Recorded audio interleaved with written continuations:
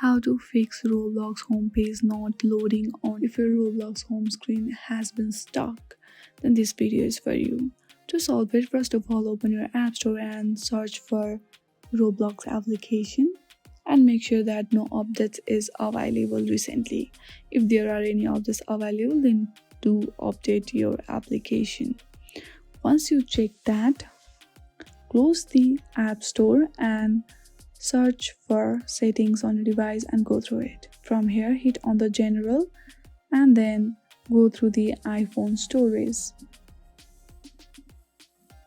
Now search for Roblox application. Under the Roblox application, you will see two options, that is offload and delete. Among them, do Offload App and reinstall it. Once you reinstall it, your issue will be solved.